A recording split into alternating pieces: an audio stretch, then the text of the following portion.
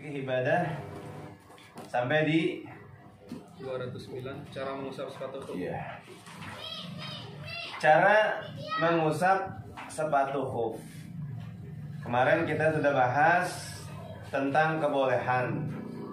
Ya, tentang kebolehan kita mengusap sepatu yang kita pakai tanpa harus membuka kembali sepatu yang kita sudah pakai. Nggak perlu dibuka lagi. Ya, cukup kita usap di bagian atasnya. Ya juzu ya lil mukim ya yaumun walailaton. Buat orang yang mukim dia boleh mengusap itu selama sehari semalam. Ya 1 kali 24 jam. Walil musafir, dan khusus untuk musafir berapa? 3 hari. 3 hari ya. 3 hari 3 malam. Nah, sekarang gimana caranya? Ya, cara yang diajarkan oleh Rasul Shallallahu Alaihi Wasallam. Cara mengusap sepatu khuf, ya caranya mengusap sepatu khuf boleh dilakukan dengan cara apapun, ya diusap dengan cara apapun. Yang penting diusap. Ya, ada proses mengusap sepatu bagian atasnya. Ya, karena ya juzul mashu ya alal khuffaini min a'lal khuffi.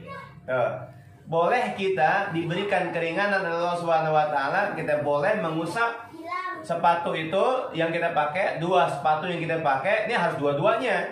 Nggak bisa yang kanan doang, kan kiri enggak gitu. Harus dua-duanya. Ya. 2 sepatu yang kita pakai, ya kita boleh untuk mengusap di bagian atasnya saja. A'lal khuffain. Bagian atas dari sepatu yang kita pakai. Ya, apalagi ya di orang yang tinggal di mungkin di tempat yang punya iklim udara dingin ya, udara dingin yang dia mungkin kalau pakai lepas sepatu kan lumayan ya, dinginnya luar biasa. Jadi ketika dia nanti wudhu nggak usah buka sepatunya, tinggal diusap ya. Cuma dengan catatan kemarin yang kita sudah bahas, caranya gimana? Sebelum dia pakai sepatunya harus wudhu dulu. Ya, wudhu dulu seperti biasa ya, dia kumur-kumur, dia masuk dengan cara yang sempurna. Dengan 17 tata tertib wudhu yang sempurna sampai kaki dia basuh, kemudian selesai. Wudhu yang sempurna selesai, kemudian apa? Dia pakai sepatu. Lihat ya. Dia pakai sepatu dengan syarat ketentuan yang berlaku. Sepatu yang menutupi dua mata kakinya, atau menutupi bagian wajib dari basuhan wudhunya. Dia tutup tuh. Ketika selesai wudhu dia tutup sepatunya. Dia pakai sepatunya. Kemudian untuk aktivitas sehari-hari biasa udah. Nanti ketika dia batal, ya kan, datang waktu sholat dia tinggal wudhu lagi. Jelas ya? Wudhu lagi tanpa harus ngebuka sepatu. Paham? Tanpa harus membuka lagi sepatu. Udah kita wudhu seperti biasa. Giliran kita mau basuh kaki, nggak usah dibasuh. Kenapa? Kita pakai sepatu. Copot, jangan. Karena Rasul Shallallahu Alaihi Wasallam ya ketika beliau habis pipis ya, buang air kecil, kemudian ada sahabat yang berusaha untuk mencopot sepatunya. Ya Rasul mau dicopot. Kata Rasul apa? Dah, biarin, jangan dicopot. Kenapa? Fa inni adauha karena saya memakai ya sepatu itu tohirotaini dalam keadaan suci. Karena saya pada saat menaruh sepatu itu, memakai sepatu itu, saya dalam keadaan suci. Jadi syaratnya apa? Orang kalau mau pakai sepatu ya yang nantinya ketika dibasuh kaki itu nggak perlu dibasuh lagi, cukup diusap. Syaratnya apa? Harus bersuci lebih dulu. Jelas ya? Praktekin di rumah. Sehari semalam jangan lepas sepatu. Pengelen bini saya. Ya. Jadi pipis ya, nggak usah dilepas. Nanti tinggal ketika wudhu selesai, giliran kaki nih, usap aja. Yang kanan, kaki kanan dengan tangan kanan. Ambil air, tangan kanan, usapin. Ya, berapa kali usapnya? Sekali. One more. One more apa? Cuma satu kali doang gitu. One more gitu. Satu kali doang gitu. Ya.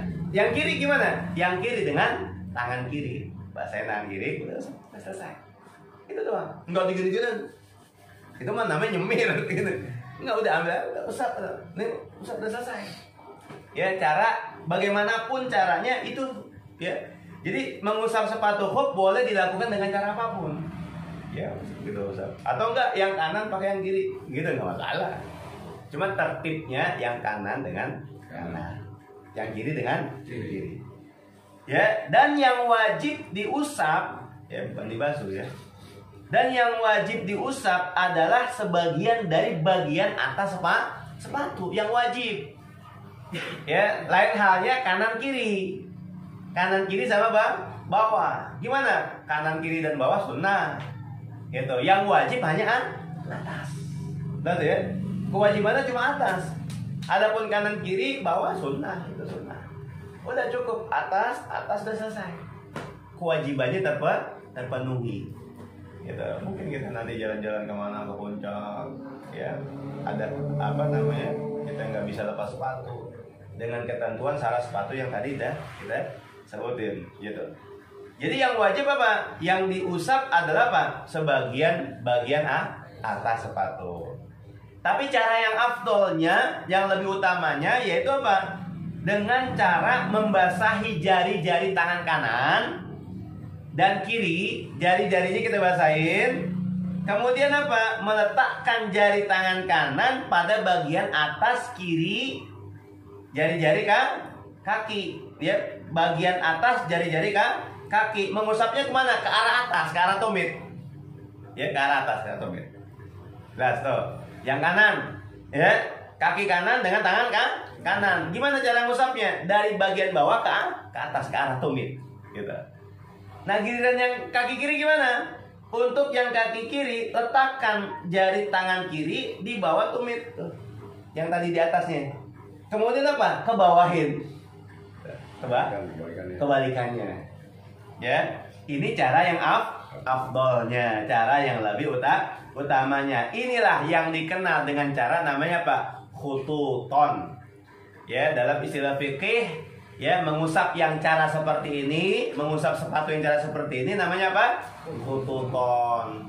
Ya, gitu. Jadi nggak usah bingung lagi.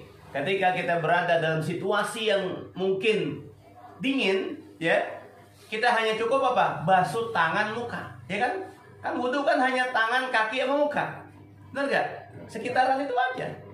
Muka, ya kan, termasuk kepalanya, ya. Kan cuma ini, kepala, ya, bagian atas ini, sama tangan dua, sama kaki, ya kan? Tapi ketika dalam kondisi kita pakai sepatu, nggak perlu copot di satu kondisi mungkin. Dalam satu keadaan, nggak perlu copot.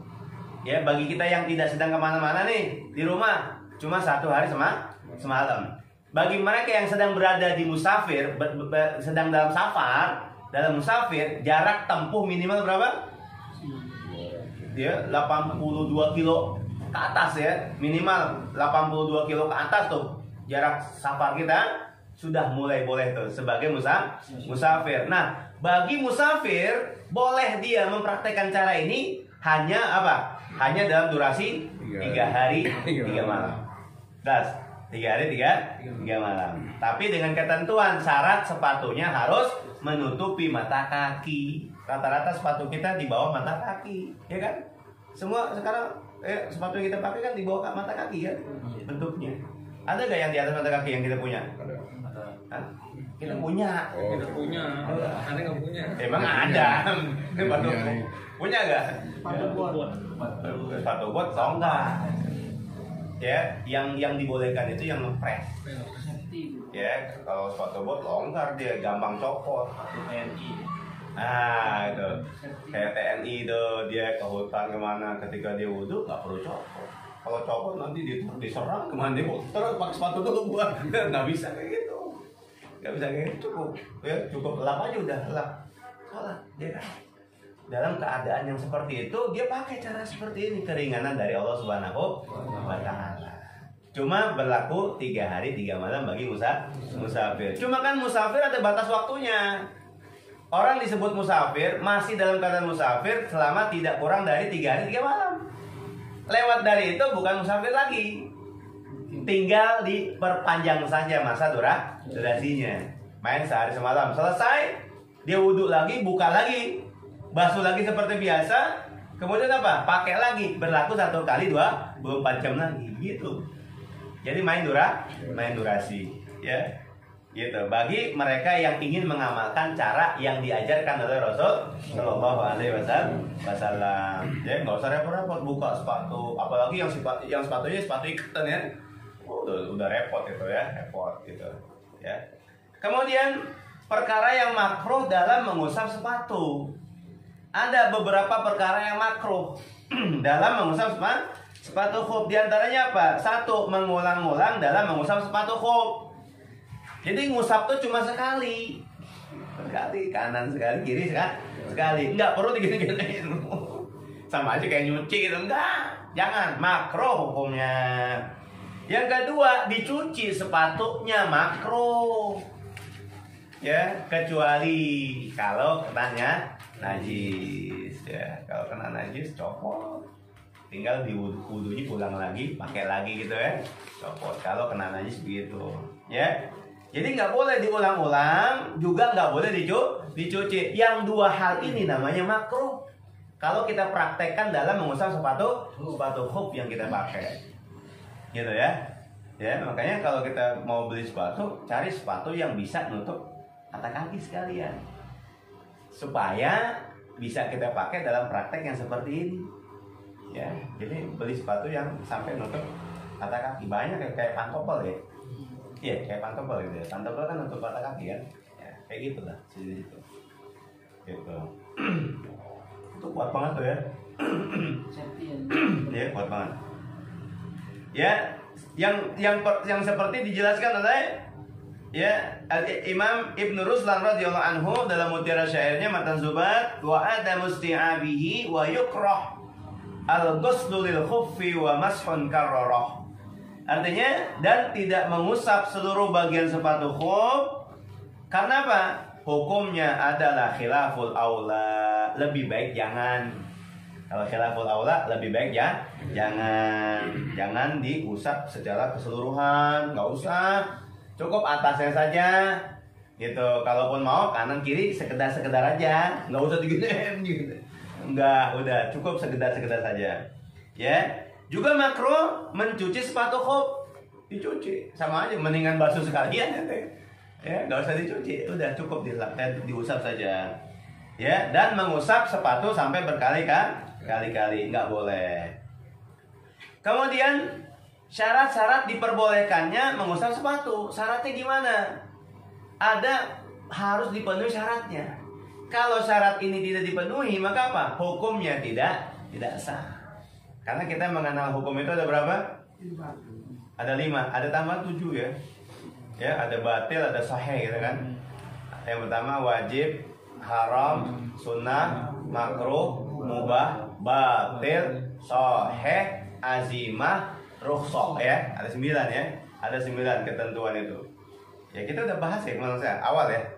Di awal kitab ya, di awal kitab ini kita bahas tuh. Ada 9 ketentuan ya yang ditetapkan oleh agama. Nah, siapa yang lengkap syaratnya berarti apa? Sahih. Ya kan? Siapa yang tidak lengkap rukun dan syaratnya berarti apa? Batil. Tidak sah berarti. Nah, di dalam mengusap sepatu khuf ya, padahal kalau kita mau praktekkan ringan. Ya kan, mudah. Kenapa? Cukup kita pakai, kemudian ketika prakteknya cuma ngusap. Cuma yang perlu diperhatikan apa? Syarat dan ketentuan. Syarat dan ketentuan yang berlaku tidak boleh kurang dari syarat yang ditentukan. Mana syaratnya?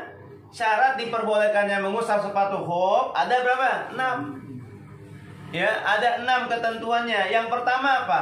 Pakai sepatu khuf itu setelah wudhu yang sempurna. Ada orang belum wudhu dipakai sepatu, misalkan belum wudhu sempurna dipakai sepatu. Giliran dia wudhu, ya, kemudian pada saat mau basuh kaki cuma diusap, gimana, sah nggak? Nggak sah. Syaratnya gimana? Wudhu dulu, baru dipakai sepatunya. Lalu ya, wudhu dulu yang sempurna, baru dia pakai sepatunya. Kalau dia enggak wudhu dulu dengan sempurna, tidak wudhu dulu dengan sempurna, maka apa? Tidak boleh mengusap sepatu. Jelas sampai sini. Yang kedua sepatu khuf yang dipakai itu syaratnya harus kuat.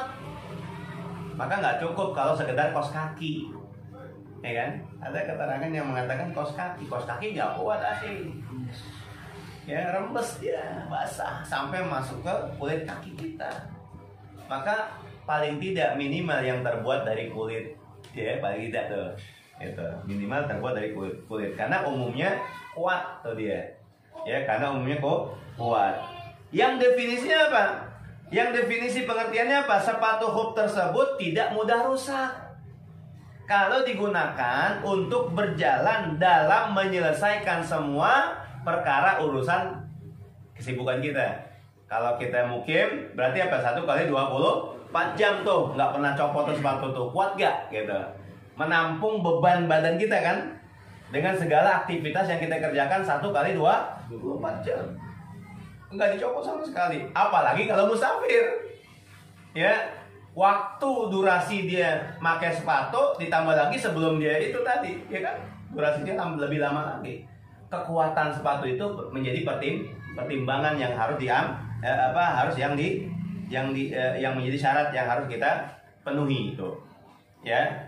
Yang ketiga, kedua sepatu hub itu dapat mencegah masuknya air ke dalam kaki, ke dalam kulit kaki yang ada, ya. Kalau seandainya sepatu itu dituangin air misalkan, ya, kalau seandainya itu sepatu dituangin air, dia nggak bakalan bocor, gitu, ya, nggak bakal bocor. Kecuali mungkin air itu memungkinkan punya potensi masuk air, tapi lewat jarum jahitan, ya. Selebihnya selama nggak ada kebocoran di selain jahitan itu nggak masalah, ya. Kalau di jahitan sih wajar, ya gitu. Makanya ya syaratnya haruslah sepatu itu dapat mencegah masuknya air ke dalam kulit kaki kita, ya. Yang keempat, ya kalau kaos kaki berarti kan basah, masuk angin tuh. Kemudian yang keberapa nih? Yang keempat, syaratnya apa? Kedua sepatu hub itu ya bisa menutupi bagian yang wajib ditutup dari kaki. Mana bagian yang wajib ditutup dari kaki? Sampai mata kaki. Ya, berarti sepatunya harus sampai mata kaki, dari ujung jari-jari kaki sampai ke atas mata kaki. Itu syaratnya sepatu yang mau dipakai. Ya, bagian samping kanan dan kiri dan bawah. Tuh. Ya, ketutup, bawah ketutup, samping kanan kiri ketutup. Ya, kalau atas gimana? Nggak masalah. Atas nggak masalah, ya, gitu. Ya, pasti atas kan, ya, agak ini ya, gitu. Yang penting kanan kiri sama bawah. Sama kayak kita menutup aurat itu kewajibannya apa? Samping kanan kiri sama atas, ya kan? Nggak boleh kebuka auratnya. Kalau bawah gimana? Nggak masalah.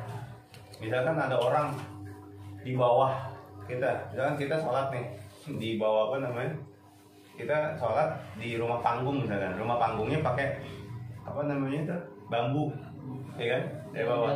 Katakanlah ada orang ngintip gitu, kita lagi sholat pakai kain sarung, orang ngintip dari bawah kita, sholat kita tetap sah atau gimana? Tetap sah, karena syarat tertutupnya aurat bukan dari bawah. Paham? Jadi kalau kita mau pakai celana dalam atau enggak, itu urusan kita masing-masing.